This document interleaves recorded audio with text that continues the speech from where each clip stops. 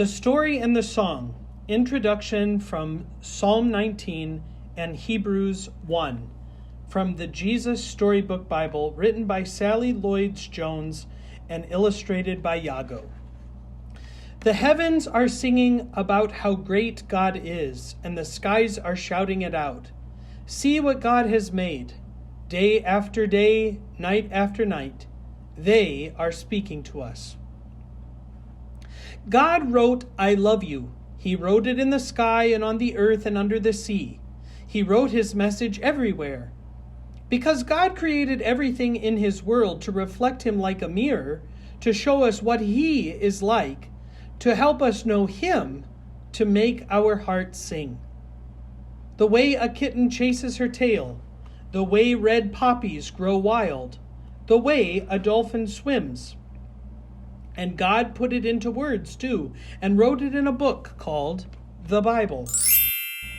Now, some people think the Bible is a book of rules telling you what you should and shouldn't do. The Bible certainly does have some rules in it. They show you how life works best. But the Bible isn't mainly about you and what you should be doing. It's about God and what God has done. Other people think the Bible is a book of heroes, showing you people you should copy. The Bible does have some heroes in it, but as you'll soon find out, most of the people in the Bible aren't heroes at all. They make some big mistakes, sometimes on purpose. They get afraid and run away. At times they are downright mean. No, the Bible isn't a book of rules or a book of heroes. The Bible is most of all a story. It's an adventure story about a young hero who comes from a faraway country to win back his lost treasure. It's a love story about a brave prince who leaves his palace and his throne, everything, to rescue the one he loves. It's like the most wonderful of fairy tales that has come true in real life. You see, the best thing about the story is it's true. There are lots of stories in the Bible, but all the stories are telling one big story, the story of how God loves his children and comes to rescue them. It takes the whole Bible to tell this story, and at the center of the Bible there is a baby. Every story in the Bible whispers his name. He's like the missing piece in a puzzle, the piece that makes all the other pieces fit together, and suddenly you see a beautiful picture. And this is no ordinary baby. This is the child upon whom everything would depend. This is the child who would one day, but wait! Our story starts where all good stories start, right at the very beginning.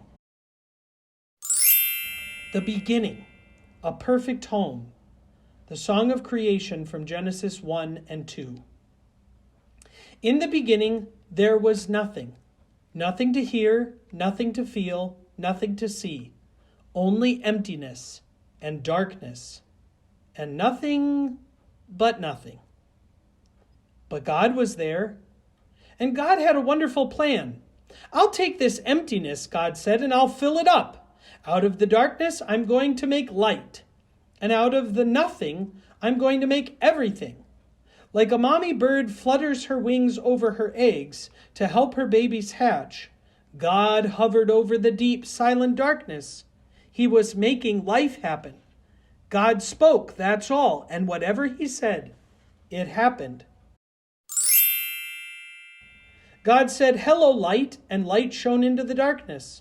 God called the light day and the darkness night. You're good, God said, and they were. Then God said, hello, sea, hello, sky, and a great space opened up, wide and deep and high. You're good, God said, and they were. Then God said, hello, land, and there, splashing up through the oceans, came cliffs, mountains, and sandy beaches. You're good, God said, and they were. Hello, trees, God said. Hello, grass and flowers. And everything everywhere burst into life. He made buds bud, shoots shoot, flowers flower. You're good, God said, and they were. Hello, stars, God said. Hello, sun. Hello, moon. And whizzing into darkness came fiery globes, spinning around and around, whirling orange and purple and golden planets. You're good, God said. And they were. Hello, birds, God said. And with a fluttering and a flapping and a chirping and a singing, birds filled the skies. Hello, fish, God said. And with a darting and dashing and wriggling and splashing, fish filled the seas. You're good, God said, and they were. Then God said, hello, animals, and everyone came out to play.